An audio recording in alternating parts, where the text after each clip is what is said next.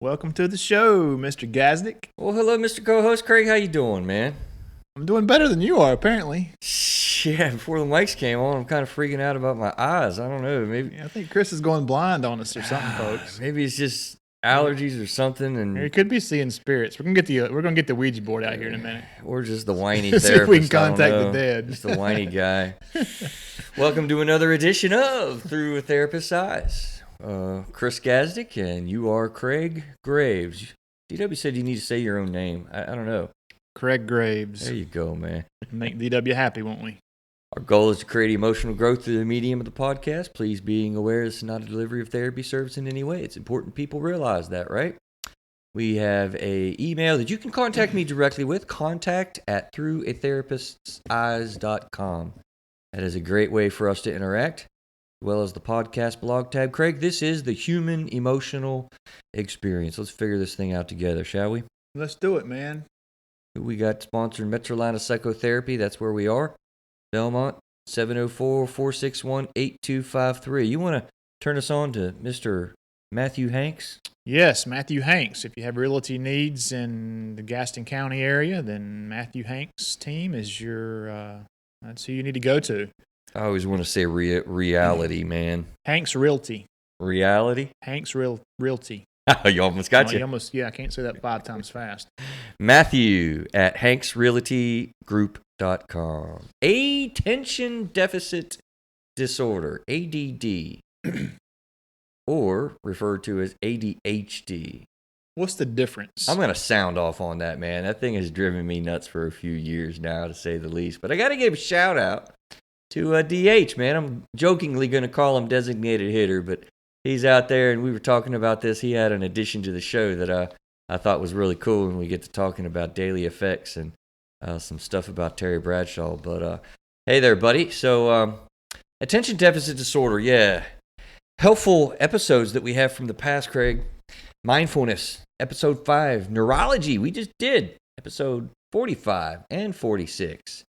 Not to mention the sleep episodes with Dr. Stafford. There were some good things in these shows, as we've talked about, build on each other, right?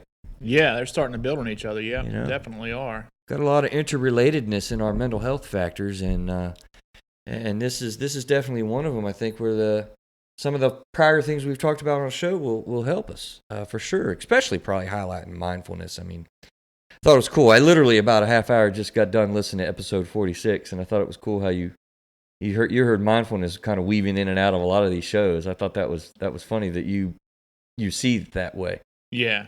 Well, I'm not an expert, and I'm not trained in therapy or psychotherapy and that stuff. But I think, for my own opinion, I think if you're not aware of what you're thinking, then, that's got to be the foundation. Awareness. It does. And what you're feeling. Right. I can't tell you how many times. It's a good point, Craig. And that goes back to mindfulness. It does. I ask people all the time, what are you thinking? How you feeling? And they don't know. Let me test you. How you feeling right now? I feel a little sleepy right now. It's getting one of the cool things about doing podcasts is we can record them whenever. So yeah, and this is with late. this summer schedule, it's about 9 p.m. right now. And what is going on with the summer schedule, man? Baseball and holy cow, travel and vacations and probably what's wrong with my eyes. Interference, man. Life interference. You did good though. Feeling a little sleepy. A lot of people really pause like 40 seconds before they're like, I don't know, man. I mean, that's how I'm feeling, Yeah. And if I wasn't so mindful and aware of my inner being, then I might be stressed out about all this stuff that's going on, right? Schedules and vacations, but being grounded in mindfulness, I'm able to control my thoughts and steer myself in a positive direction. All those folks in faraway lands, Craig, are wildly impressed. And all the folks that know you well are rolling right now. I hope my kids brother. aren't listening. They are rolling right now. BS, man. Yeah, just in case that was sarcasm, folks. I'm not the enlightened one. I'm a human being, man. You got good moments. We all got good moments, but we struggle with other moments, And so let's launch into attention deficit disorder. As with a lot of things, honestly, that I diagnose, Craig, or that I'm aware of in mental health, there's there's characteristics that are pretty universal, I would say, that we all really kind of experience to some level. And I mean, it is well known nowadays, when we were talking to Miss Wild, everyone has ADD. Everyone makes the joke. Everyone talks about it. I mean, it's cool in a way that mental health and substance abuse themes have come into our world and been made commonplace, but to some extent it's done so, and people are really thinking so, and it really isn't so. And so we really need to draw some distinctions. I loved the way she put it in part one, with sensory issues. Everyone, probably literally everyone, has sensory issues. I mean, that's just, hot tea. You know another one of my sensory issues? I'll give you a little fun fact. We forgot the fun fact. All right, well, you take it over then. When I take a drink, right, of anything, particularly if it's very cold, I gotta put my tongue on the back of my teeth. Oh, right? Yeah, because I cannot stand. Ever since I was a little kid, something about that little area is very, very. It's like it kills me. Wow. So I gotta protect the back of my teeth, right there in the front, and it's probably something about sensory. Could be, yeah. So we all have it, but the thing is, it's on a continuum, and it becomes a disorder when you're not able to manage it well. You're not able to kind of cope with things well, and that's when, the characteristics that many people probably have of ADD are okay. That we manage it, but when you can't, man, and they're on a higher level, and your brain is working against you, that's when it really becomes so disruptive. And when you start knowing what to look for them, you can see people almost just acting that out and playing that out. It's pretty rough. When they have their frontal cortex is just working against them in the way that they think, which is what happens with ADD. But we can't forget you with a fun fact, man. I get to know Craig. I think I've had the last 2 or 3. We need to get on target with that. Yeah, we kind of behind on that, I guess, maybe. We'll get group summer schedules and group discussions and all that kind of stuff. What do you think ADD is, Craig? How would you? I think it's attention deficit disorder. Mm-hmm. I think that's what it is, man. Smarty. I think it's. I think it's probably a lack of being able to focus or sit still, or maybe to complete a task. And those are just things that I'm thinking of off the cuff. That's kind of what I think about when I think about somebody having attention deficit disorder. Maybe a kid who's unruly, doesn't listen, something along those lines. I always think about, honestly, when I'm in a therapy office with people, I will see the problem. Parents will bring a kid in, or somebody will come into to my office and they want help with this life circumstance or this situation or whatnot, and it's very real in the moment for them. But I'm always really thinking on a more foundational level. So little Johnny is, as you say, not listening or unruly. Is that what you said? Yeah. And I want to ask the question, like, what's driving that? What's on the foundational level there? A pure behaviorist in behavioral therapy would say there's a reason for every behavior. So if I click my fingers, what's the reason for that? Well, I might be trying to get somebody's attention. I might have a nervous tick. I might be trying to make a point. There's a reason for my behavior. So, there's some truth to that. There's some truth to that. But there might not be a behavioral reason. That's why I pull from a lot of resources. But there might be a biological reason. I might have Tourette's, a tick, that's making me do that finger snap, or my system, my fight or flight system might be beaming, and I'm tripping out with fear, and I'm like, I got this nervous energy that what's the foundational reason? What's the things that's driving this unruly kid? And that's what I think about a lot of times when people sit down with me. I guess when you talk about what drives behavior, it could be some home life issue too, right? Or Yeah. something that's going on that's not attention deficit disorder. Absolutely. But I think that like it's such a prevalent thing these days, whether it's misdiagnosed or not. I thought the conversation with Miss Wild was very interesting. You know, some people are just, what'd she say? They don't have ADD, but they're just. She talked about over responders and under responders. Yes. And sensory experience and how that drives what a kid is struggling to do. Right. But back to what I was saying is, you know, it's such a ADD, such a thing these days. It's almost like when you see somebody who's hyperactive or acting out, then you automatically think about ADD or ADHD. I don't think you told me what the difference in the two were. We can get back to that later, but no, you can call it back now because I'll deal with that in my pet peeve, and then we'll go into like kind of what it is, and that's what you're talking about, right? It's always driven me nuts. It's almost like a little OCD thing for me, man. Back in 1994, we would diagnose attention deficit and hyperactivity disorder, ADHD, and I think that's. When this came out, man, it became so popular. It explained so many kids. It's wow, we found this new thing, and we can, we get it. We got it now. We have this diagnosis. We can treat it. And so it was ADHD. And so even if you didn't have the hyperactivity component, we called it ADHD. ADD is attention deficit disorder, and that's what our diagnostic manuals, tell us we have to call it, attention deficit disorder. And there's 3 types. Right, so there's a hyper type, an inattentive type, and a combined type. And so the hyper type, because some people will have attention deficit and they're not hyper at all. Okay, I didn't realize that. That's what I was going to ask you. Yeah. Okay. Yeah, some kids have attention deficit and they're just inattentive, and we'll cover those in a little bit more detail in a second, I guess. But it's striking to me that you didn't know that. So yeah, that's a little factoid. So you didn't realize people could have ADD and not be hyper at all. No, I just assumed you were hyper too. Yeah. Wow. Yeah. That's why I said an unruly kid or whatever. Yeah. Yeah, not at all. There are people that have ADD and they're just, they're just out there dreaming. I mean, they're disconnected from what's going on. They're just in their own head or moving around from thought to thought and just, they're the quietest kid you'd ever see. But they're just checked out. Right. They're not listening to you. You're asking them to repeat what you said, and they get chunks of words. Interesting. Oh, that would have been a fun thing to do. Man, I screwed up. What's that? So sometimes when I'm working, well, there's 2 things that I do actually that's kind of fun. Here, I'll do this. In the therapy office, this is what you might see sometimes with me.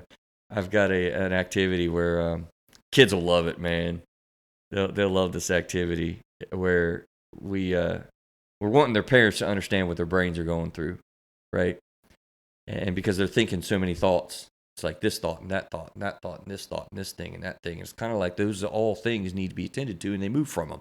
So it's actually incidentally not a deficit, really. It's misnamed. It's actually, if you think about what I just described, attention to so many things that you can't dial into like the one that you need to. So we'll go through an activity, and the kids will love it. We'll get their parents involved because we want them to understand what their kid's going through. And so we'll say, I'll tell the kid, we're going to give your parent a test, and they're like, oh, we're going to test my mom. Yeah, get your dad in here. We're going to give him a test. So we get questions and we write them out. We have fun making math problems and science questions and little facts, and they're not that hard, but they're we try to make them a little challenging.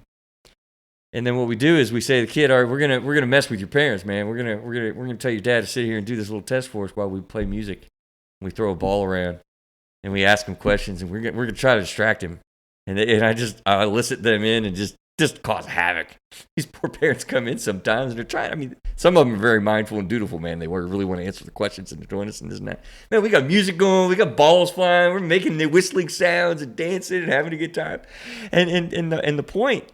Towards the end of it, I'll ask the parent, I'm like, how'd you feel trying to do that? And they're like, oh my God, just driving me crazy. The kid's laughing and they're having a great time. But the point there that's really driven home is like, this is what the kid's feeling like all the time. They got so much going through their mind. They got so much that they're thinking about that they can't hardly stand it. Because it's so interesting, these other things. And this is boring. Your conversation here is not stimulating me, Craig. I'm thinking about what I'm going to do when I go home because I got a lot of things I got to get done today. I got to change filters in my air system. Oh, God, I forgot to do that. Ooh, I got to buy some. No, I got to get gas before I go there. Right? Like, so the parents will really get an idea when we do that sometimes. The other thing that we do that I wish I would have done to you, man. You ever seen an activity where you like have a paragraph and there's only like every 6 word written down, and you try to read that paragraph and get what it means? Yeah. And then it's every 3rd word missing, and at the end you'll get like the full paragraph. Yep. Well, that's literally what it can be like when you're in a long lecture and stuff for an ADD person, whether it be hyperactive or inattentive. Nevertheless, it's like they're only getting chunks at a time of a whole lecture. So as a therapist, so what you do is you actually diagnose people with ADD or ADHD. Okay. So how do you know what other external factors could be at play? Yeah, well, in an assessment, we're looking at all those things. I'm looking at family. I'm looking at medical. I'm looking at social. I'm looking at academic. I mean, do you look at diet at all? I don't, Craig. Thanks for calling me out, man. No, I'm genuinely interested. I'm curious. I don't. But honestly, to do a complete assessment, to do a really fully compelling diagnostic assessment, you could probably throw in all sorts of things. Another thing I don't do is, Gwen just on the last show was talking about a sensory assessment. Mm-hmm. She's targeting in on all the sensory things, and she does a whole battery. I mean, I wish we had more time with her because she said we had 8 sensory components, right? Yeah, that was cool stuff. I couldn't tell you what 8 that was are. cool to hear that not everybody has it when we think they do. Yep. Or the doctor or therapist or whoever thinks they do. And your therapist of choice probably misses something. In assessment. For instance, all you therapists out there listening, I would challenge you. How many people do a standard substance abuse assessment with a regular, initial appointment? Yeah. Need to. Can I make that point? Yeah. Need to. So let me ask you something though. So you that's the things Gwen talked about were occupational therapy. So sort of, but not really. But do you think that can you pick up on the things she talked about in your office? Oh, yeah. Okay, so you can do that. Oh, absolutely. Oh, okay. Interesting. Yeah, it's one of the things. So you can say, no, this kid's just got these sensory disorders, and that's what's causing him to be like he is, or she. Yeah, I mean, I get your question, and if I'm being brutally honest, there's probably, there's misdiagnosis. I mean, that's one of the things we need to say with ADD for sure. People get diagnosed ADD and they're not. We went over that. Yeah, well, she talked about that when we had her on last time. And there's probably times when I've missed it, where somebody just has a bad sensory issue, and you fix the sensory issue, and they calm down. That probably happens, and that's why it is important. And one of the things I think Gwen and I really enjoyed about our conversations was that we pick off of each other's fields. You can't do therapy if you're not knowing something about sleep. You can't do physical therapy if you don't know something about. I think that all ties in. Yeah. I think mental health, man, is a 24/7. Well, I guess when you're sleeping, you're dreaming. It's about every waking moment is a mental health thing in my opinion. I'd submit to you you're dreaming. I'd submit to you when you're dreaming you're having emotion and you're feeling stuff, and it affects the way your body's ripping. I've had some weird dreams lately. It's like that was just weird. Really, tell me about that, Craig. No, I don't think I will. But seriously, I think how did that make you feel? I think mental health is a constant thing that's going on, and I really think that nutrition needs to be looked at. Yeah. I mean, I think that as much sugar and caffeine and chemicals and dyes and processed foods that we give our kids these days, man, and even ourselves, right? Even ourselves. I'll ask about medical. I ask about trauma. I ask about, physical activity, what you do for fun. I mean, I ask about a lot of different things, and I'm pooling a lot of things. And if there were major dietary issues, I think that I might pick up on it, particularly as I get to know somebody over a few therapy sessions and stuff. But yeah, it's probably not asked about enough. Nutrition. Yeah. And hopefully people are asking in an assessment, how many hours specifically of sleep you're getting. Yeah. How many beers do you have in a week or a month or a day or an hour? Yeah. I'll tell you a story, man. So when my oldest boy, he's be 25 this year, when he was like 6 years old, 7 years old, maybe 8, we went down to Atlanta and we took this kid with him. And we only drank water and, we were health nuts, tried to eat right. As a family, sort of. Yeah. And so this young man is normally drinking Pepsis and all this stuff, and he's off the chain. And eventually he ended up, I don't think at the time he was on any meds, but eventually he ended up on ADD meds. So that weekend when we were in Atlanta, well-behaved, he listened, and he and my son, for the most part, behaved. And if they got unruly, they would calm down when we told them. So on Sunday, we got back into town and got back to his place, his house, where he was back in his own environment. And he goes to the refrigerator and gets a Pepsi out of that thing. And Chris, I swear, it was almost like watching, Mr. Hyde turn into Dr. Jekyll from the time he started drinking that Pepsi till he got to the end of it. Yeah. And by the end of it, man, he's bouncing off the walls again, Wow. and he's running around and he's just jacked up, dude. And that's, he's drinking. We absolutely, I could play off of that too with real therapy experiences, Craig. More than once, what has happened in my assessments with people, I've missed it both. I think probably every time I found this particular issue, I've missed it. Similarly, all you adults out there drinking coffee, you ever seen these big, huge cups like that big? It's I got one of those, man. Right? You fill it with coffee and drink it all day? I used to, but not anymore. I have like 1 or 2 cups a day now. What's the most amount of coffee you've ever had in one day? I used to drink probably 8 to 10 cups when I was younger. Okay, 8 to 10 cups. Yeah. I'm talking about the entire pot and then going to another pot of coffee, brother. That's a lot. It's a lot. Yeah. Now, there's one particular person many years ago that I remember. He came in for anger issues or road rage. He was having divorce issues and stuff, and it was, these things were going on. And he comes in with one of those cups one day. I had missed it in assessment. I didn't know he was drinking that much caffeine. So my point is, you're absolutely right. Did you cut it out? Did you tell him to stop drinking? Absolutely, and he got better.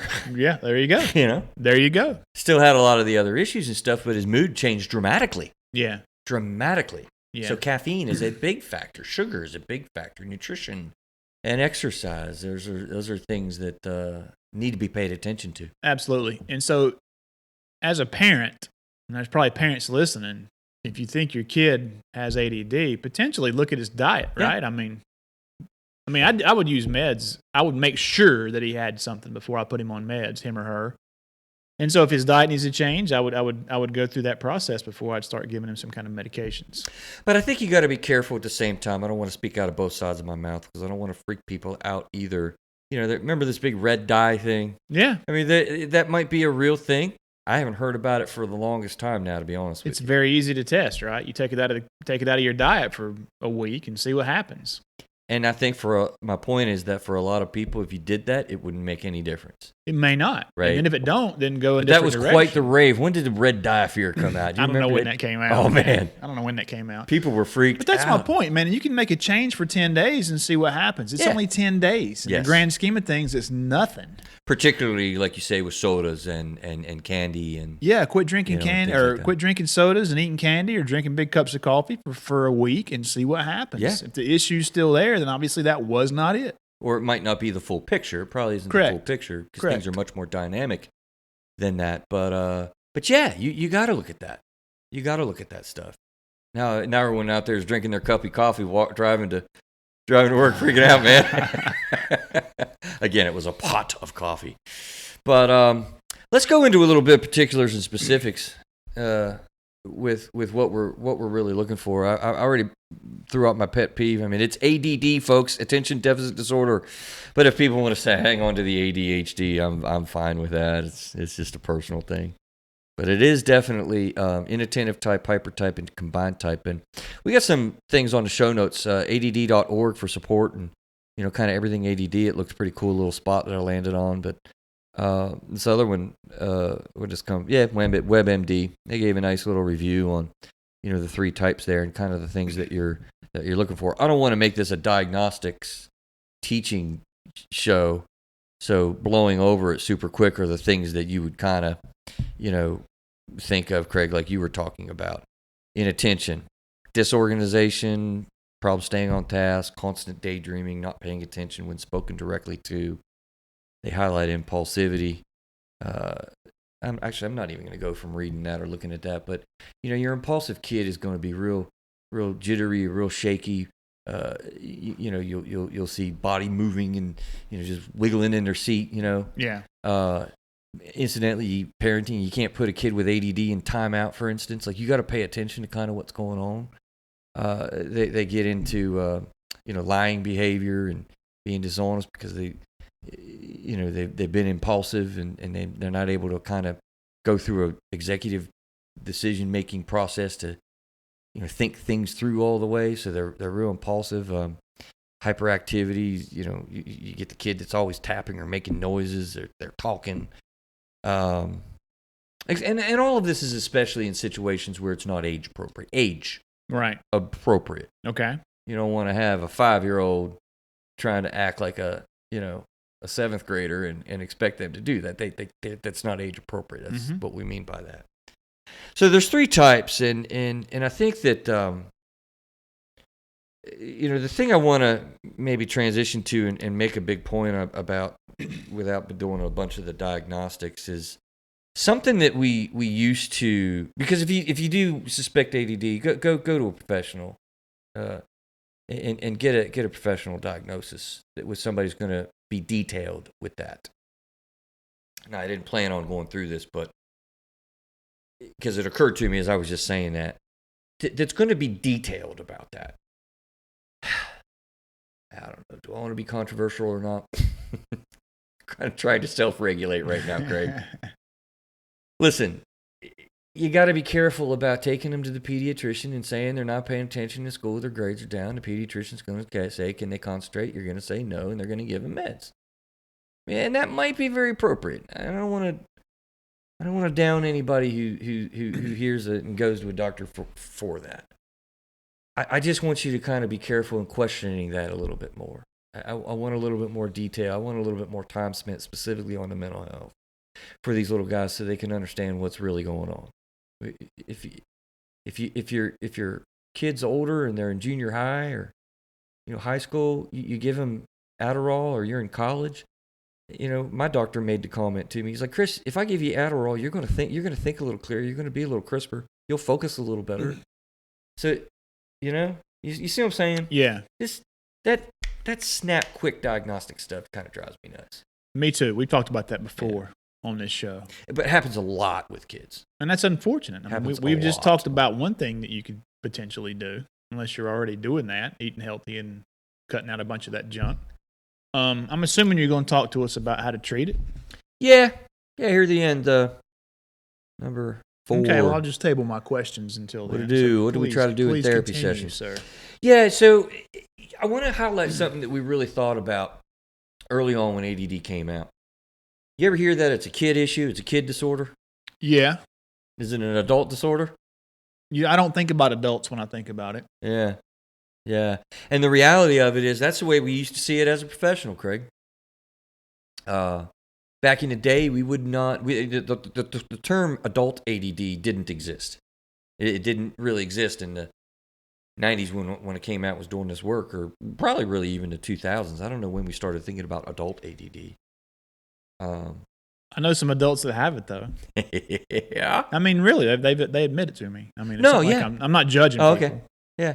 Yeah, I thought you were making a joke. No, I mean, seriously. We know a dude who has it. He tells us about it. Who's that? I'm not going to mention his name. I'll tell you later. Oh, yeah. Yeah, he does. Yeah. You're absolutely right. And it is. It's a thing. But we never used to thought it was a thing. We didn't. We really thought it was pretty much exclusively to a child, and it burned off when they got more mature. And here's part of the reason why we thought of that, Greg. So a little kiddo would come in, and they'd be hyperactive, they'd be disorderly and whatever, and they'd be having all kind of problems, and they just sit down and read was like an impossible dream, whatever. And so we would get information from mom, we get information from the teachers, and and they did some longitudinal studies, and they tracked these guys, and then when they turned 18, the studies would either end or all of the collateral information would stop, because now they're a grown adult.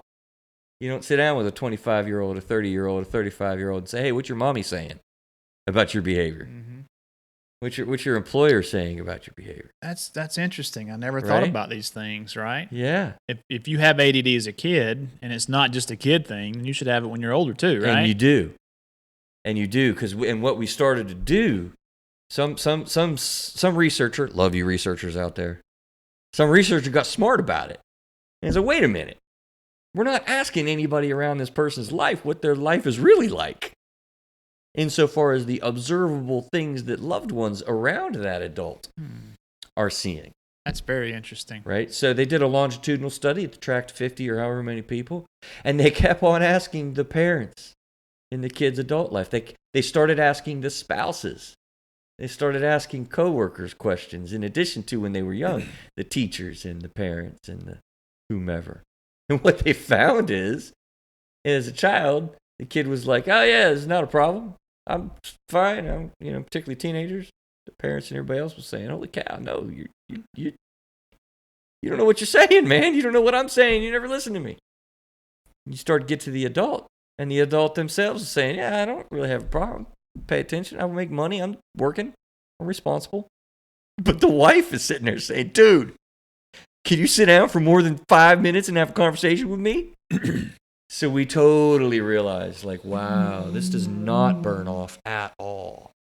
And I'm going to submit to you that it morphs, it changes form. So that the primary issue when you're a kid is productivity, grades in school and all that. But when you get to be an adult, it's much more relationship oriented and self-esteem oriented and self-view and whatnot. So it definitely does not burn off. We now know, yeah. That's interesting. If you got it as a kid, you're likely going to carry that with you. You know why? Why is that? You got the same brain in adulthood that you do when you're a kid. It's a brain issue. Yeah. This is a brain issue. That's interesting. Specifically the frontal cortex, right? That's where all this is going on. Right there behind your skull, your frontal cortex is your abstract reasoning ability. Pulling fact 7, 10, 13, 14 all together to make a decision. Well, you're only pulling factor 1, factor 5, factor 7, factor 10, and factor 13 and factor 15. You're missing a few, right? Yeah. And that's because you've got a choppy picture of what's going on around you. You're not processing all that information. So the frontal lobe, I don't know that I could speak intelligently about what kind of neurology connections and stuff that's going on there, but it's definitely kind of misfiring.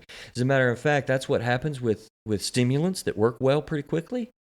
You would think, why would you give a stimulant Ritalin? It's the old school medication, or Adderall or Focalin or any of the other ones. Why would you give a stimulant to this hyper kid? Well, it's because it actually stimulates the frontal cortex that's not firing for it to fire. So it will catch more of the information that comes its way. Make sense? Yeah. That's what a stimulant medication does. That's why they drink caffeine, actually, right? Kids with ADD, they'll drink coffee, calms them down. That happens a lot. Calms them down. You think it had the reverse effect? That's wakes you up, peps you up. No, it calms them down. Interesting. See, you got a kid that will tell you, "Mommy, I want that coffee," and you notice that they're chilling like a villain in the back seat, sipping on their coffee. Well, that might be something that's going on. Yeah. So, I wanted to make a big point out of that so people really did understand. I mean, this adult ADD thing is absolutely something we missed as a field altogether when this all was coming out. And so now we know that it absolutely affects us all the way through the life cycle. And we don't want to just be thinking it's just kids in school affected by this. I can't tell you how many people have been struggling on their job, being unproductive, and we figure out adult ADD and they're like, oh my God, You mean tell me if I get a calendar and I write this stuff down on a calendar, I can be organized that way and my boss will be happier with me? Guess what? Yeah, absolutely. As a person I'm thinking of, it was a magical solution. So they do a calendar so they can stay focused on the items? Yeah. Okay. Just like our friend talks about having a routine. Yeah. Routines. Yeah. This is a successful guy, folks, we're talking about here. He's probably mid-40s, very successful, father of 2, pillar in the community. A little bit crazy, brother, but we love you. Yeah, we do love you, man. But he talks about having that routine. During the school year, he's got a routine, he's getting up at a certain time, taking the kids to school, then he's here, then he's there, then he's there. And now during the summertime, there's no school. You don't have to get up at a certain time with his kids. You don't have to do this or that. So he's trying to find his way and figure things out in the summertime to have some structure. And what's funny, what happens naturally for people, Craig, to go back to that kid ADD thing morphing into adult ADD. What happens for kids is they're struggling because it's just so boring in school and so they struggle with productivity. But when they graduate and they get a little bit more mature, they kind of figure out, like I gotta get my stuff together and make money. I need to eat. I need to get out of my parents' home. And so they figure out, I need this Post-it note. I need this routine. I need these things that help me. So they'll get some natural coping ability. Yeah. Put into place. Right. But that's when it morphs over into other different issues that you're still not really tracking with the relationships. With the communication and the connection and the details and that sort of thing. So we're going to talk about treatment in a minute, but is is structure one of the ways to? I guess that's an obvious we're kind of question. talking it's one of the ways to treat it, right? I mean, if you have structure, I got to do this. I got this on my calendar. I got to be here, do that. Let me tell you something. The military's probably helped many people. That's one of the ways to treat it. Yeah. Oh yeah. Absolutely. Interesting. Organization external because your brain capacity internal doesn't do it for you quite so well. Okay. Very interesting. An ADD person is going to have a very hard time going to a grocery store without a grocery list. They may come back with popcorn and toilet paper and a couple things to eat. Now, are there different levels of it? I mean, can you probably just be completely scatterbrained and out there and maybe just a little bit scatterbrained versus a little bit scatterbrained and out there? Definitely. I think most things, Craig, really operate on a continuum. Yeah. Because as much as I just said you struggle without a grocery list, how many people out in the audience were just like, oh, yeah, man. I mean, it's me. I can't tell you how many times I come home without the apples. I mean, a lot of the things you're talking about I'm thinking, do I have ADD? Yeah. I do better with it. If I plan my day out on a calendar, I can go to the grocery store and get what I need without having a list. But there are times, man, when I've got so much to do, I feel overwhelmed, I don't know where to start, But if I write them down on a list and just start knocking them out, I can. You find ways to cope. So it's interesting. There's a certain threshold is probably a way to think of it because, again, we're all on this continuum to a certain extent. I mean, you know those people in your life that they're just like, dude, they're right on it. I mean, they just don't forget anything. Oh yeah, you can't rattle them. It just doesn't matter. They're dialed right in. Yeah, it's amazing to me because I am so far from that. I'll get trapped off into a bird, and literally in session, I've got an awesome window, and I've got amazing bird paths. Craig, I see cranes and osprey and hawks and ravens all flying outside my window. Yeah, literally. It trips me out sometimes that you're a therapist because I'm talking to you on the phone and then I've been talking for 2 minutes and you've been doing something else the whole time. That's not I'm true. sorry. DW came in here, man. What'd you say? I'm dialed in, man. and people that know me have said, that's absolutely true. There's a certain threshold that hopefully you're able to kind of find coping mechanisms, and I have had to do that. I'm not as organized in my head.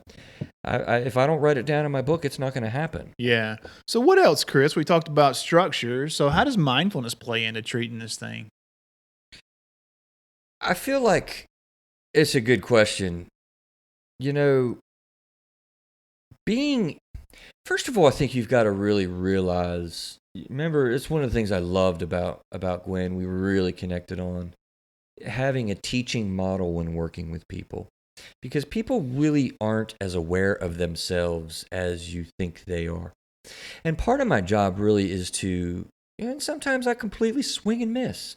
But part of my job I really see is to kind of put things out there from what I'm seeing and see if it fits. And I can't tell you how many aha moments that I've come across with people who are like, you know what? When you say that, look, Craig, just this week, I pointed something out to somebody and they weren't really sure about it and whatever. They came back in 1 week later and they're like, you know what? Since you pointed that out, I've really been aware of like how my thought does do that. Every time that happens, boom, I go into this other direction. Boom, I go this other direction. And I was just kind of amazed at how that's the case. Now, that could be, planting a seed. I'm not naive to think that, you got to be careful with that. But what I'm saying is, I can give a perspective and point something out to somebody, and once it's pointed out, it's almost like boom, because it comes from a different direction. People will see things about themselves, and I think that's part of the power of doing a therapy experience or talking with people genuinely about what you've got going on, because the other people have a totally different view of us that's incredibly valuable in our perception and perspective of ourselves. Does that make sense? Oh yeah. Yeah. Yeah, and without that, we won't see it. Yeah. And I would bet people say, don't do that. Right. And then they start realizing that they do indeed do that. And they're doing it all the time. Yeah. Yeah. So does mindfulness and yoga, I mean, is that, I've heard that referred to, and really like we did Mark Divine's book a few episodes ago, The Unbeatable Mind. Good book. And he talks about meditation and yoga being concentration practices. And so practicing concentration. And now he doesn't say eliminate thoughts. He says observe them as they come up and just let them go. But it's concentration. If we can't stay focused on a task because we have ADD, can we practice concentration and get better at it? And it's important to do so. So the answer is yes. Absolutely. Okay. Absolutely. And so we all need to do that. We all need mindfulness. Wasn't that episode like 5? Yeah. I need some mindfulness. Yeah. But when you have a deficit, you really need that. So it becomes even more important. And Craig, that's why I went off on that. Maybe it seems like a little bit of tangent. Because if you don't buy in, remember Gwen was talking about that? Mm-hmm. If you don't teach people and help them see a perspective that might really fit for them so that they can really buy into that, they're not going to practice mindfulness.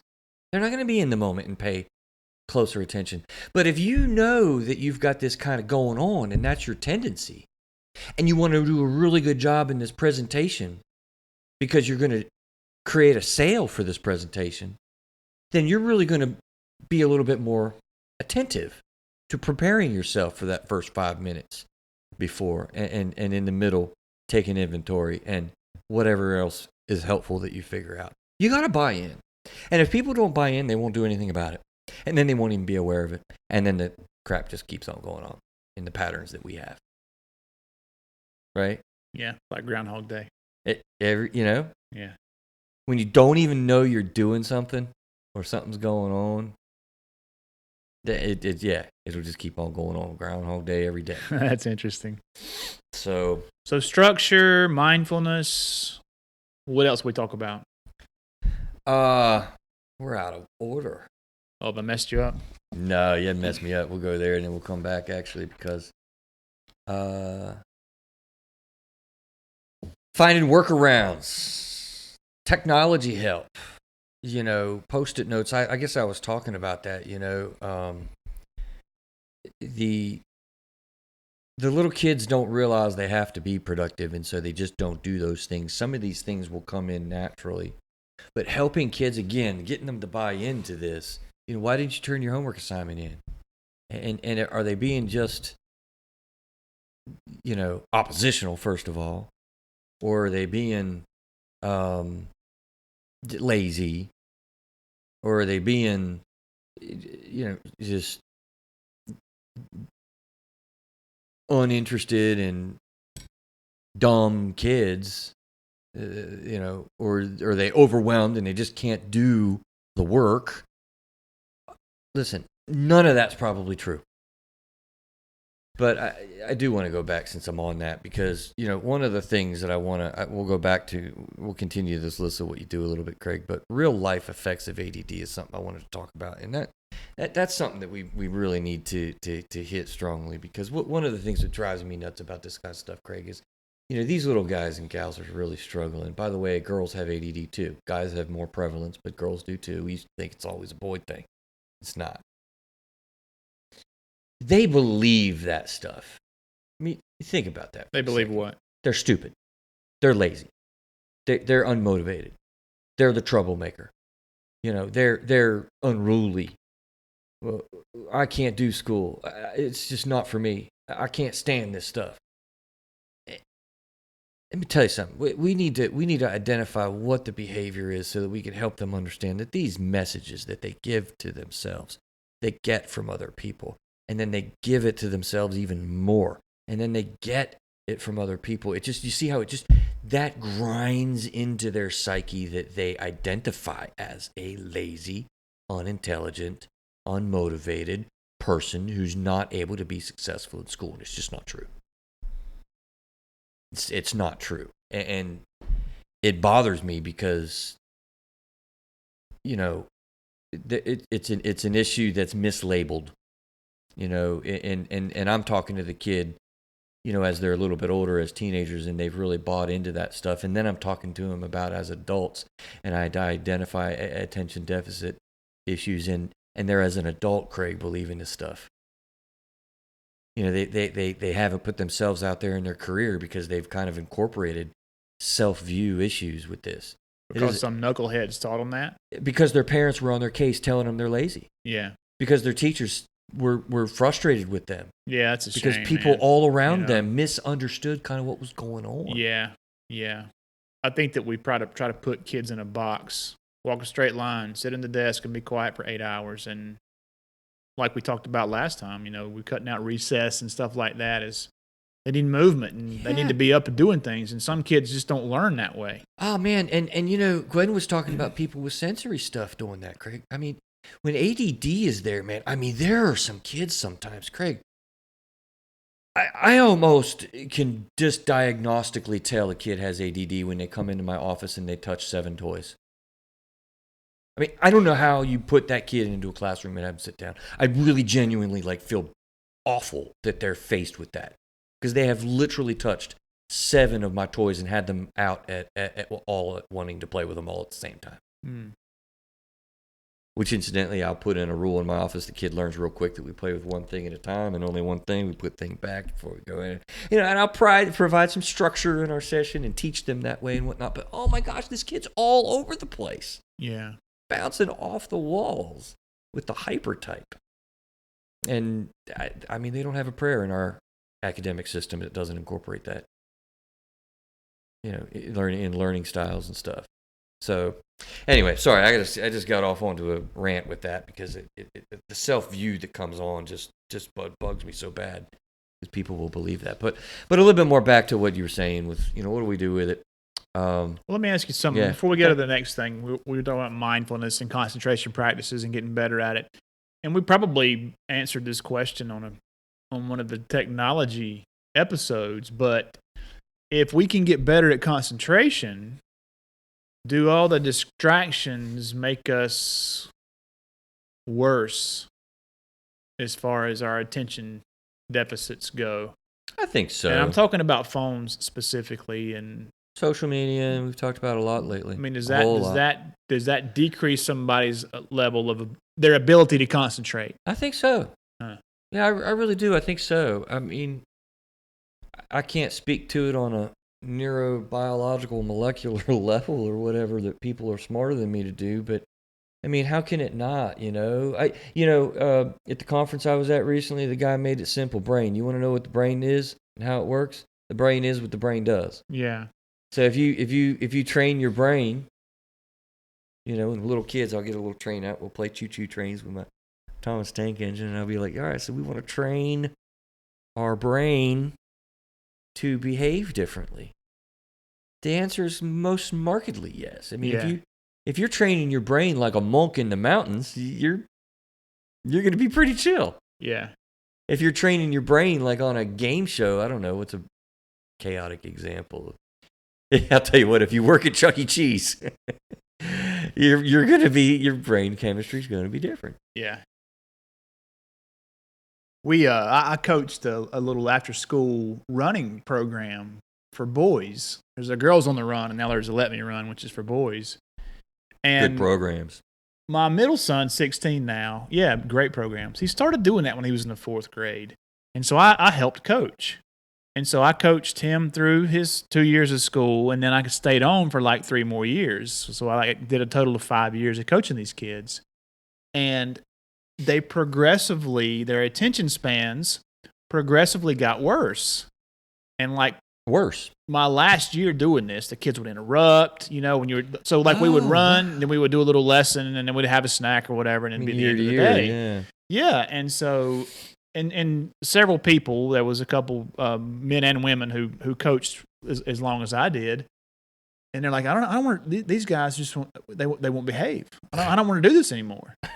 And we were sitting around one day, and one of the guys noticed that when my kids started, nobody really had iPhones or iPads, and over the course of the 4 or 5 years, every single kid out there had a phone or a device. And so he's like, I wonder if it's the fact that they're always on these devices and they're just. And how many years ago was that conversation? That conversation was probably 2 years ago. Okay, a couple years ago. Yeah. So, yeah, that's just it's. The kids. And that was just a natural conversation that you had with the teachers, the fellow teachers, the fellow coaches. Yeah. Coaches, yeah. And so, and that's not scientific. It was just an observation. But it's a good one, and it's something that I think that we're seeing. I mean, I don't know. I've never really. I got a buddy who's into supplements and enjoys. I mean, he's told me about diets and all the processed foods and the eating stuff, and whatever. And I've always kind of laughed at him, and we kind of kick it around back and forth. And that's probably me. You laughing at me, pal? No, man. His name's Joe. Hey, Joe.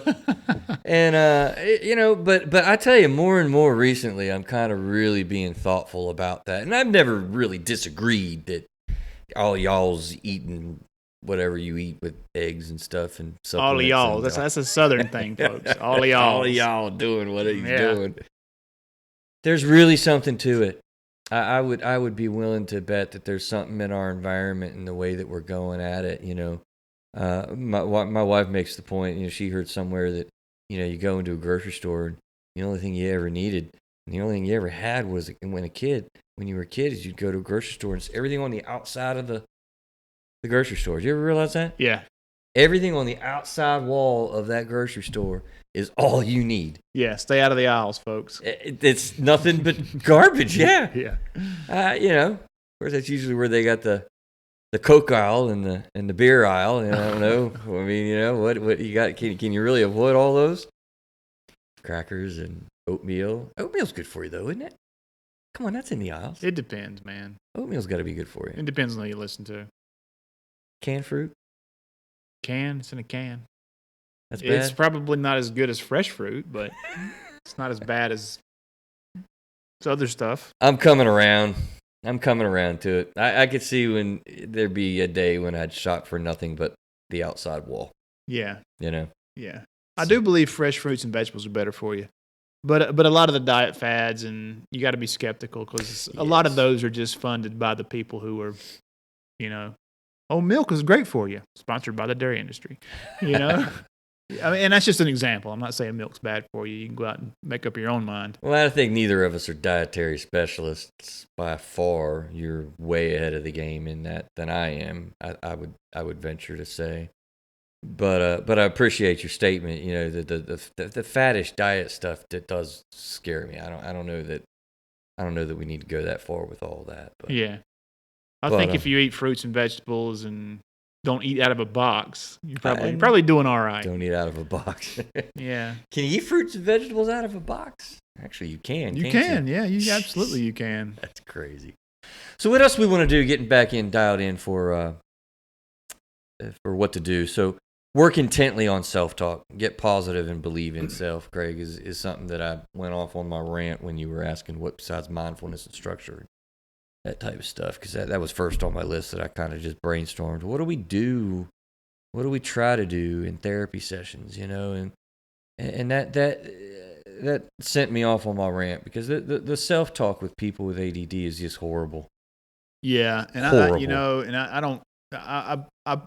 I don't hear the self-talk or what people are telling people with ADD like you do, I'm sure.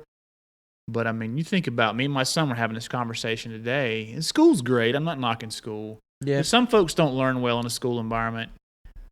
And a lot of folks, man, who've changed the world don't have college educations and, drop out of high school, whatever. And I'm not advocating that either. I'm just saying that there are some really successful, smart people who have gone a different way and have gone down a different path. You know? Yeah.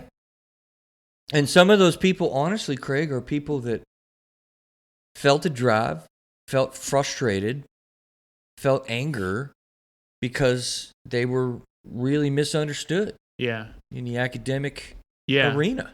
I heard a really cool story on my favorite podcast. Can you tell me what it is? Joe Rogan, man. Jay Leno was on there. And Jay Leno said that when he was in high school, this got him going.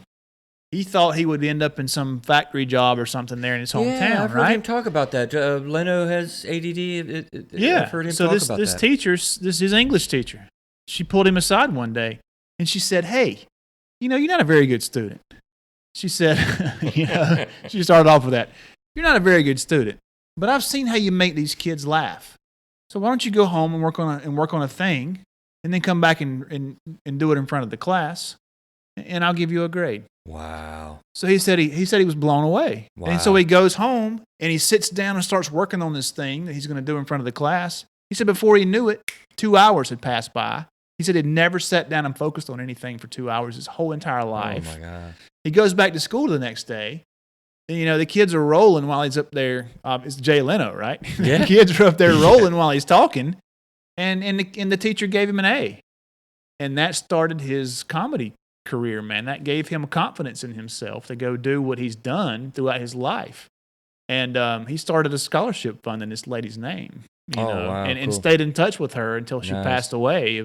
She did him a solid. Yeah, man. Did him a solid. Absolutely. Otherwise, we wouldn't know who Jay Leno is, And his self-talk and his struggle as a kid, trying to hang with these things that other people are learning and doing, just destroys your internal view of self. Yeah, and I think I heard him talking about that piece of it, at some point. I could be making that up, but I'll play off of you, Craig, and do you tit for tat there. The Pittsburgh Steelers are one of the best football teams in the history of the NFL, right? Yeah. Thanks for humoring me, boy. You should have saw that grin. Well, they've won 6 Super Bowls, man. Done like them or well, not, man. It's hard to deny. They're pretty damn good, right? They've done pretty well. And the dude that won a lot of those with a lot of other good players was Terry himself, Bradshaw. Yeah. Right? Yeah, and how can you not like Terry Bradshaw? I mean, the dude has He's major attention deficit disorder. And depression, right? And depression. Yeah, and he's outspoken about that. He is pretty outspoken about that. Yeah. And Terry, if you ever come across the show, I'd love for you to come on. I actually appealed for him just about 3 days ago. Oh, did you really? I really did. Cool. Yeah, wouldn't that be awesome? Man, yeah. Because I mean, I would love to talk to him and other people that have done society a solid by coming out and talking about the issues that they get. Back to designated hitter, the guy we started the show out to. This is what he brought to the show. He did some research and he read about, kind of trying to learn about ADD and stuff. And this was an interesting sort of play off on how ADD and depression works together. Maybe we'll finish off a list of what we do as we're moving around a little bit. It's an ADD show. We can jump from letter to letter on our show prep outline, can't we? We can. We definitely can. We can do that. Yes. We're going to number 6 on letter 4, and that's funny though. But you brought up famous people, and Terry Bradshaw's been very outspoken about it. In reading, he talked about how his attention deficits. Okay, so first of all, let me say, I've heard Terry talk about this in public forums and the struggle that he had until he found actually psychotropic medications was one of the things that really helped get Terry into a good straight. He's a very strong advocate of medicinal options. So he would feel morbidly depressed and not really know why he was so frustrated and so irritated. So like after his third Super Bowl win, literally he talked about very next day he was in the barn of his dad's barn, his barn, and just depressed and suicidal. Trying to but boy, if he could get that next win, if he could get that next Super Bowl, he'd feel better. And that's the way it fed him, it played on him. But it was interesting because attention deficit worked out in a very a condemning way, in a way, to use a word, condemning, because he would have a positive game or a positive event in his life, and you would think that you'd focus on that, but his ADD would be pulled into a different direction with something negative. So the passes that he missed, the steps that he misstepped on, the misreads, and then that would lead to the depression. Depression would make him feel worse, and he'd try to think about, well, it was a good game, but then he'd move off of that and immediately go into another more negative, and it twisted him and turned him that way in his thoughts. I was like, wow. Interesting. That's a real impact on a day-to-day basis. So the negative thoughts would throw him into the depression. Yeah. Because I think it's probably a default to focus on the negative as a human being, right? It is. But I'm talking after a really big game. I mean, your son's playing baseball, I think, right now. He does the same thing. He'll go 3 for 4 and strike out one time and get in the car and struck out. Yeah. What are you talking about? You went 3 for 4. And I think that's, but I mean, if it led to depression, it's obviously significant. Yeah. Significant. Yeah. I think there's a balance with that. I mean, you're right. People definitely. I was in Chicago a couple weeks ago up at Carlson Gracie's jiu-jitsu school. Yeah, we didn't get to record. That's why we're recording at 9 o'clock or something, right? Yeah, and one of the instructors there said, it was a competition class, and he said after the competition, focus on what you did right.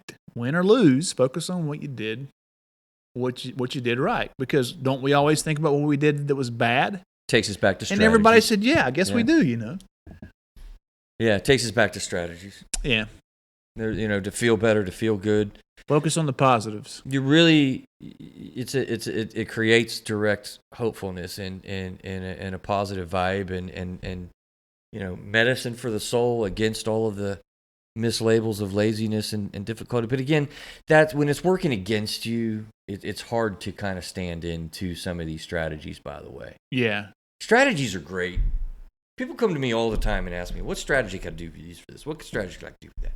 And there's a little piece of me that's kind of like, well, Google that. You find a list for everything. Applying it and understanding the emotional dynamics and walking through that in a real way in a therapy office is what we do. Yeah. It's different than just trying to apply a strategy. Yeah. Yeah, applying it's definitely the way more difficult. Stumbling block for most. Because these aren't hard included. to think of. Yeah. These aren't hard to think about. Structure, mindfulness, work intently on self-talk, find workarounds, post-it notes, technology help, write things down, make lists, get organization calendars, teach your spouse or close loved ones, kind of what the factors are so they're understanding you better, realizing that you have unintended communication errors, increasing self-awareness. I wrote mindfulness, right? Comes in handy. That's what you started with. Taking care of your body. I wrote that down too. Proud of myself. Yeah, I'm proud of you, Take care brother. of your body. We all feel off when we don't sleep or when we don't eat. Or, you just can't. It's powerful not to be able to think straight. And finally, tell close ones what's really going on in our mind. So these are things you tell your clients, right? Yeah. So you're not actually prescribing drugs. You don't do that as correct. Okay. Yeah. Interesting, man. I'm just drawing the parallels between the family doctor thing you said earlier. So you're actually giving people things that they can do to help without taking drugs. Mm-hmm. Whereas somebody else's default might be, here, take these drugs. Yeah. Yeah, I don't want to down those guys because they're doing a good job and they're helping a lot of people. No, I'm not down on anybody either, but I just always think that drugs ought to be a last resort. Yeah. Well, I you know what, Craig? I wouldn't even say a last resort, to be honest with you. I believe in using, when you've got something that's really, keyword, dramatic pause, right? Accurately diagnosed, right? If it's something that you're identifying and it's really accurately diagnosed, then take any active tool to manage that, any and all tools, because there's a deficit there with depression, I'm not saying with anxiety, with bipolar, with whatever it might be. I might even say, fine, make it a first tool. But I tell you what, I would never give my kid a medication for something in the mental health field and not have other things included. Yeah, but the example that you just used, you said the guy goes into the office, hey, my kid can't pay attention or sit still in class. Okay, well, here, take this. What if it's because he's drinking Pepsis? Again, or drinking coffee? Yeah. What I'm saying is figure out what's going on first, and if drugs is the answer, yeah. But quit drinking Pepsis if that's the problem. Yeah, all I'm saying is if it's really accurately identified, I don't care what we're saying. I think we're saying the same thing. Pretty the same. I'm just the one difference is you're saying don't do it until you know it's really there, and then make it the last option.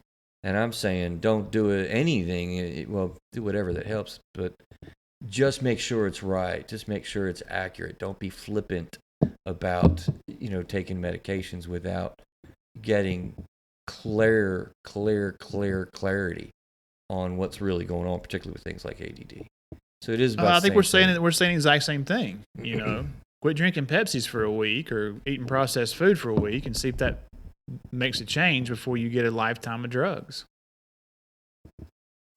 So day-to-day functions, let's switch gears for just a second, and we'll wrap up on some of these and see how it creates an understanding for some of which we've already talked about, Craig.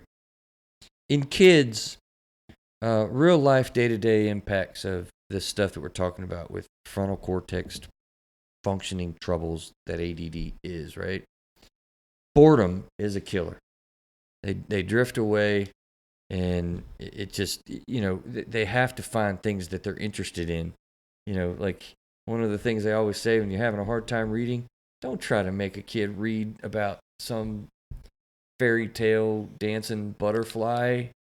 Find things like a baseball story that they can really kind of match what their interests are. And any teacher will tell you that. So that's not groundbreaking, but boredom is really, really tough for these guys because their mind's already drifting, and when it comes on to something that they really can't be interested in, I mean, it's kind of a double whammy for them. Refraining from impulsiveness, and this is more so than typical kids have. Kids are impulsive, man. I look at my grown kids almost; they're higher teenagers.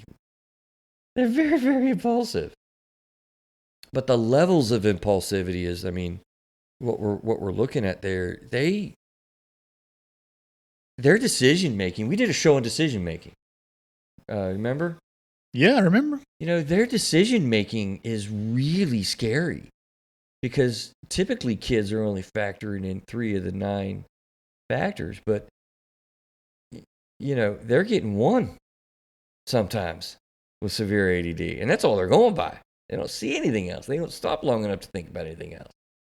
So decision making and helping the kid understand, that's why that buy-in gets important again. If a kid buys in and knows what's going on in their frontal cortex and that their abstract thinking is affected, and then we call it ADD, they're going to be like, oh, God, that's right, man. That guy's coming over, isn't he, Dad? And he just sits there and has these long conversations, and you want me to sit and have a dinner table, Dad? I can't. I don't know. And the whole family would be like, well, okay, I get it, So what do you need to do? Come late to the table, or, we'll do different strategies. The kid's going to buy in then and be prepared more for a class, for a test, for, things that's going on. Impulsiveness. You got a big decision, buddy, buckaroo, you're going to need to really buckle down and sit through this. So that buy-in is really, really important. Forgetting things that are being told. This is classic, you got an ADD kid, you don't want to tell him, go pick up the lawn, go put the dishes in the sink, and then please go get the garbage out of your room and put it in the garbage can. You know what they're going to do? Take a guess. Nothing. They're going to go get the garbage, and they're going to put it in the garbage container. Because that's the last thing you said, and that's all they got. I was going to say they won't do any of it. They might not do any of it. People have told me they literally go to a room, like regularly. We've all done this. But I think if this was a regular occurrence, I came into this room and I don't remember what I'm looking for. You know those moments? Yeah. We've all had them. Yeah. Think about that happening often. Yeah. Like, that doesn't just happen when we miss a night of sleep. That's all the time for these little guys and gals. They're just not dialed in. Yeah. So it's a real life impact. That's funny. Having staying power for like a long hike, for instance. You had these kids on the run. Is that what you said you coached? Let Me Run. But Right. there's a program called Girls on the Run. It's for girls. Then there's Let Me Run. It's for boys. You could probably see the long run, maybe some of the kids that have ADD.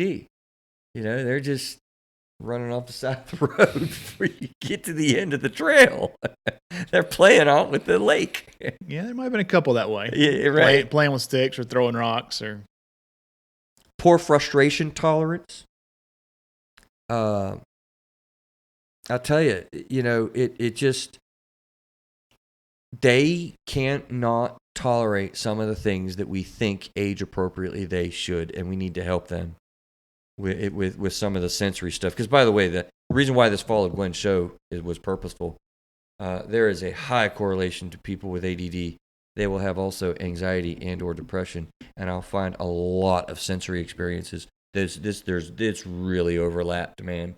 Really overlaps in what they're experiencing through the day or through any period of time. Let's switch it to adults, shall we? What is some day-to-day function of adults that really struggles? They appear not to care about their partner. There's actually an awesome book out there. What's it called? Please Understand Me, or Please Don't Understand Me, or Craig, if you remind me, I'd like you to email me. Maybe I'll give you that book, because I like to refer people to it. It's all about helping the spouse understand the ADD person doesn't not care about you. They're just missing the connection. You know? Like, right now, Craig's looking at his computer screen and he's checking something out. And I was looking at him directly to talk to him and to make that point. And he was checked out for that minute. Now, that's okay, because we're doing a show and we're doing different things.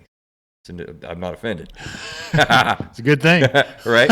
But if I were, trying to talk to you and that regularly happened and I picked up on that and that you were just kind of checking out like you just did all the time, can you imagine what the partner's going to feel like? Yeah. Makes a big impact. You never listen to me. You never hear what I'm saying. Yeah. What'd you say? Yeah. Adults sometimes a real life impact day to day is, they don't feel like they're a go-getter. They just don't have that get up and go. They just, kind of, particularly with boring tasks, how many things do you got to do for work, Craig, that you don't like? Way too many. Oh. Right? Way too many. If you just kind of drag on those things because it's so boring and you just don't want to do it, I mean, it's hard to dial into that stuff anyway. Can you imagine if your frontal cortex was pulling you into a different direction? If I had $1 for every time I said I'd rather be playing in a fire ant's nest, I'd be rich. Some of the same kids with poor impulse control and lazy, disorganized, hard to follow, aloof. As an adult, I remember there's this one woman. I mean, this is again years and years ago. She, Craig, she was called Ditzy. All of her girlfriends, would make fun of her, and they got jokes on her, And then she was the airhead. She was the ditzy person, and all of her life, she just kind of taken on that identity. And I mean, she didn't come to me. She wasn't working to me for anything ADD. We were working on something else. I have no idea. I don't remember, because all I remember is, man, it was one of these early on cases that I really diagnosed adult ADD that she had no idea, and that wasn't even the point of the therapy experience. But I pegged it, and we started talking about it. We started learning about it. This was very early on in my career. So it's many years ago, I should even say, not even several, but many.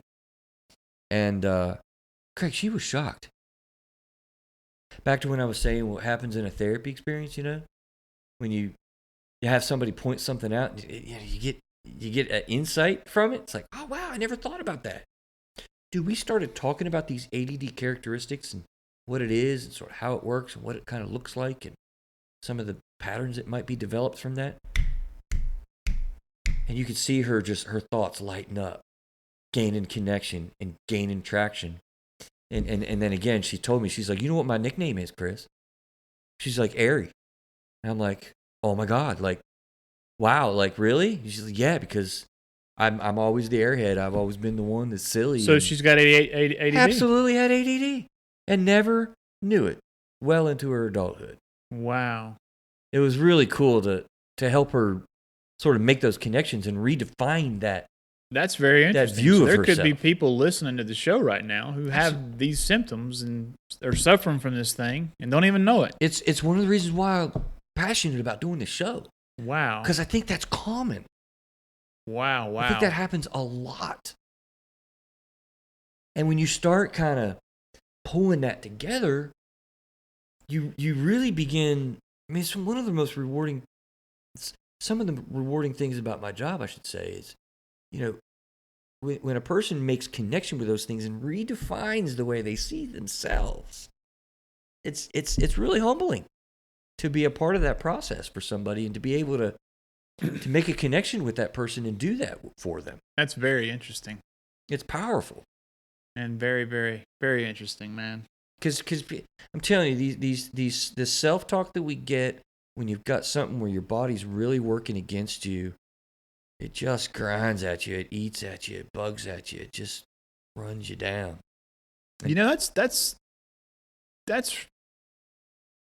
my mindset is shifting as you're talking because and maybe I just didn't hear it before, but I've always associated the hyperactiveness, the not being able to sit still, running around, acting like a spoiled brat or whatever as a kid with ADD. But it could just be somebody who seems a little off or can't focus or what did she call herself?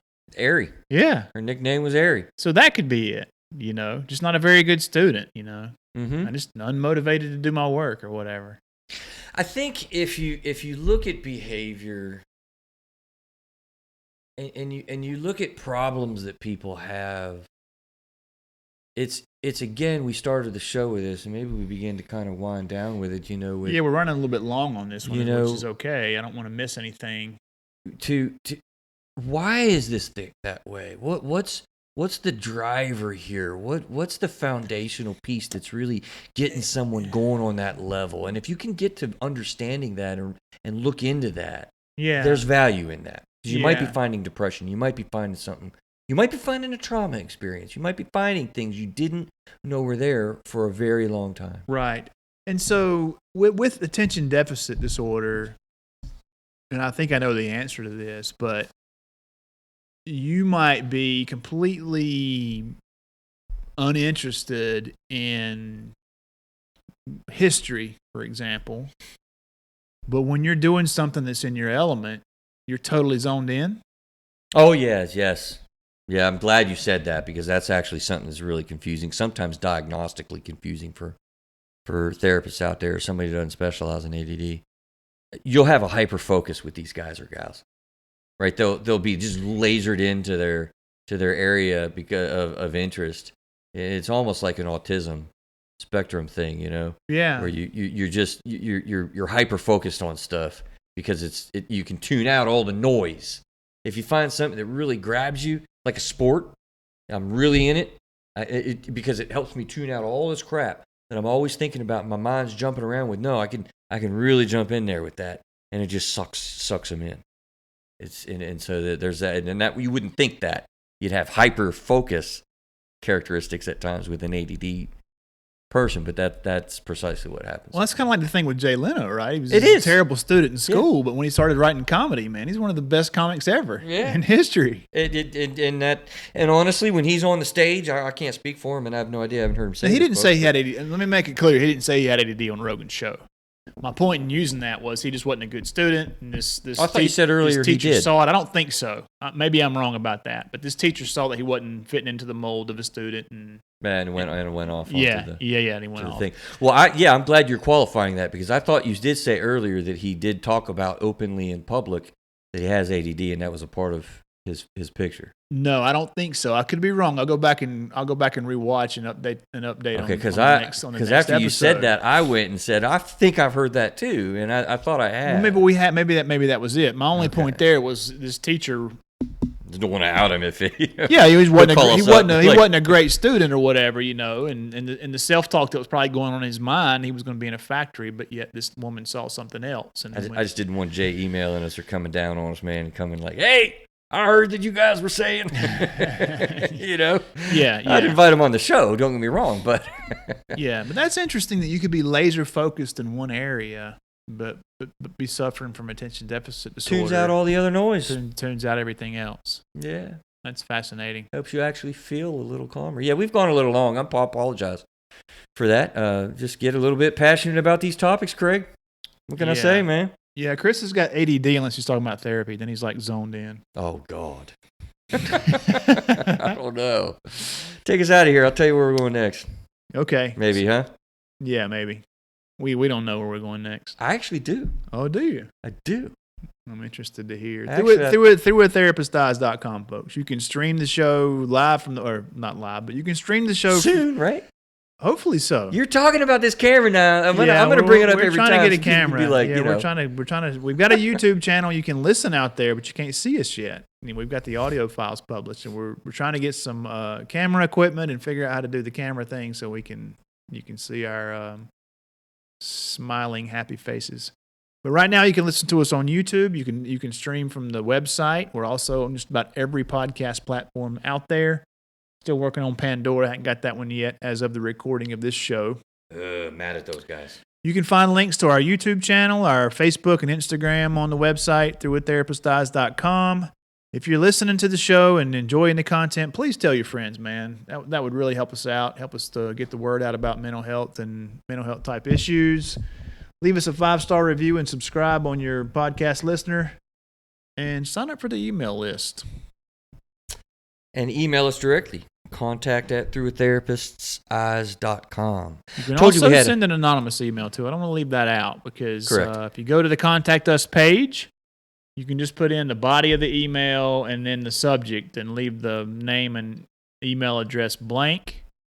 And it will use our email address and not yours. And so you can send in an anonymous question or feedback if you think we're awesome. We'd love to. Don't you have a way to like track them, Craig, and I do not. Tech through the internet and worm your way into... People have used that. There's no way for us to know who's sending it in. I'm making light of it, but seriously, I don't even want to make light of it because it is a serious. Well, thing. I'm making light of it so that people will hear the reality of it. It really is okay to call in and talk and turn those feedbacks in. I mean, I think people are genuinely it's totally really anonymous, afraid of that and uncomfortable with that. So let's get a community.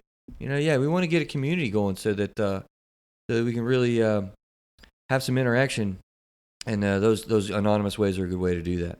And you won't worm your way in through the internet to find them. That's right. So loneliness is a topic that I've actually got the show prep for done already.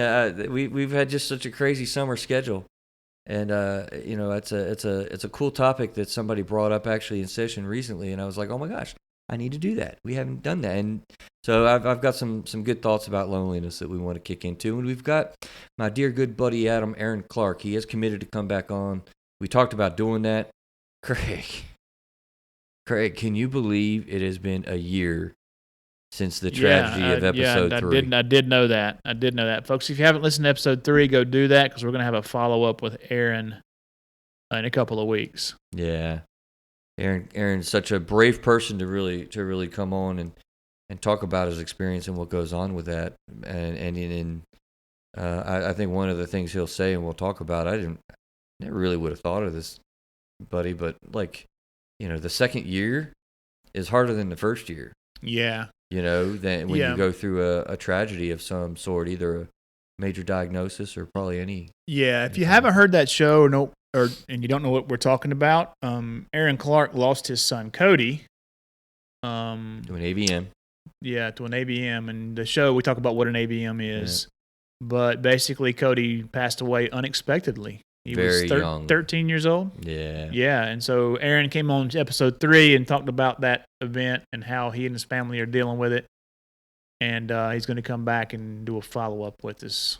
Yeah, check back in. And we're also going to do service dogs. We were going to do that tonight, but we got screwed up with scheduling. So we got some really cool things coming up. Service animals, I should say, not dogs. Just all the animals. Cool, man. Our all the future's ins and outs. bright. All right, man. Hey, I don't know when they're going to hear this. I hope everyone had a good 4th. I guess the 4th is tomorrow for us, but for them it will have already passed. So I hope you had a good holiday, guys. We'll see you next week. God bless America.